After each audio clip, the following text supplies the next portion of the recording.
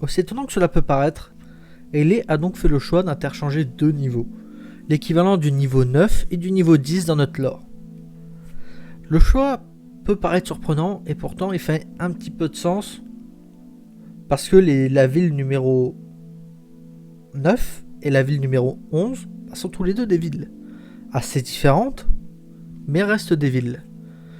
Et donc, allons découvrir cette première ville. Est-ce qu'on peut enfin vivre dans les backrooms? Le quartier des ténèbres, c'est maintenant.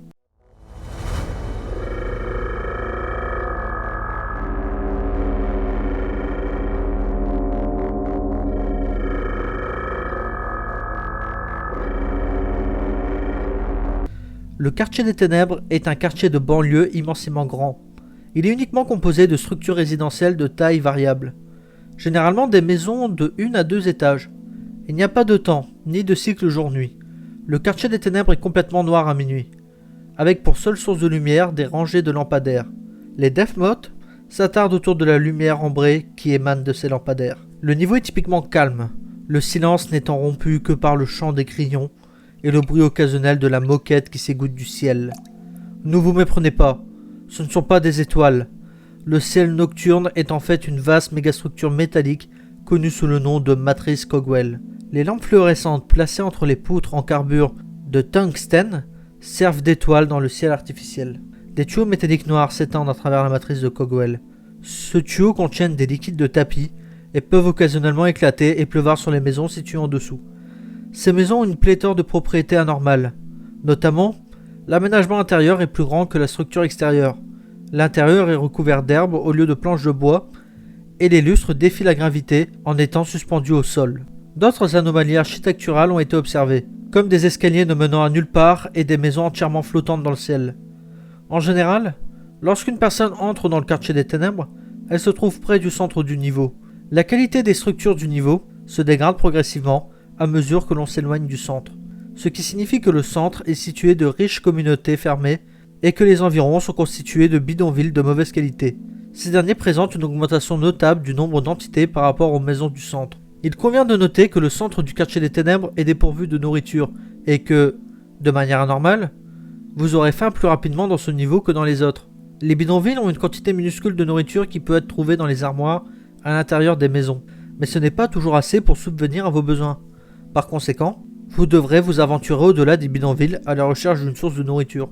Après avoir traversé les bidonvilles, vous atteindrez le secteur industriel, une étendue de structures industrielles qui entourent les bidonvilles.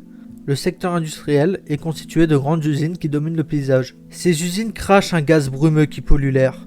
Les lumières fluorescentes de la matrice de Cogwell ne sont pas visibles depuis le secteur industriel, car elles sont voilées par une étendue de nuages gris. Cette section du quartier des ténèbres ferait pleuvoir du liquide de tapis plus fréquemment que les autres zones du quartier des ténèbres. De plus, le liquide de la moquette qui pleut dans ce secteur est rendu acide par la fumée sulfureuse. Le secteur industriel est habité par une race d'entités connue sous le nom d'élite. Une fois que vous aurez pénétré leur territoire, ils vous offriront un poste dans leur usine et vous payeront en rations. Ces usines produisent des objets anormaux inquiétants. L'intention de la production en masse de ces objets étranges est un mystère. Au-delà du secteur industriel se trouve une étendue de terrain rocheux, dépourvu de toute structure résidentielle ou de vie. Le terrain s'étendant sur 60 000 miles, avant de se terminer par un énorme mur composé uniquement de maisons. Tenter de traverser cette barrière est considéré comme inutile. Les élites bavaroises sont un groupe d'entités semblables à des ombres qui vivent dans la structure résidentielle qu'elles appellent la Nouvelle Bavière. Elles gèrent les usines et les structures industrielles qui composent le secteur, et il existe peu d'informations sur leur opération, car seule une poignée d'errants ont documenté leur activité. On suppose que ces usines ont une arrière-pensée qui n'est connue que par ces entités. On dit que les élites vous accueilleront et vous donneront des rations si vous décidez de travailler dans leur usine. Les conditions de travail sont médiocres, mais c'est le seul moyen de subsister sur place. Après avoir travaillé dans les usines pendant une semaine, ils commenceront à vous donner des produits chimiques. Ils prétendent que ces produits préviennent de la dépression et augmentent la productivité. Après avoir pris ces produits chimiques, vous remarquerez une absence d'émotion et une envie de travailler. On a observé qu'au bout d'un mois, les utilisateurs de ces produits chimiques commencent à devenir presque des machines, travaillant sans dormir jusqu'à ce qu'ils finissent par mourir d'épuisement. À ce stade, les personnes atteintes ne sont plus considérées comme des humains en chair et en os, mais plutôt comme des machines biologiques n'existant que pour servir les élites. À ce stade, les personnes affectées par ces produits chimiques sont considérées comme des proies. Dans l'étendue de terrain rocheux qui sépare le secteur industriel du mur, vous pourrez découvrir de grands cadres métalliques de gratte-ciel sortant du sol.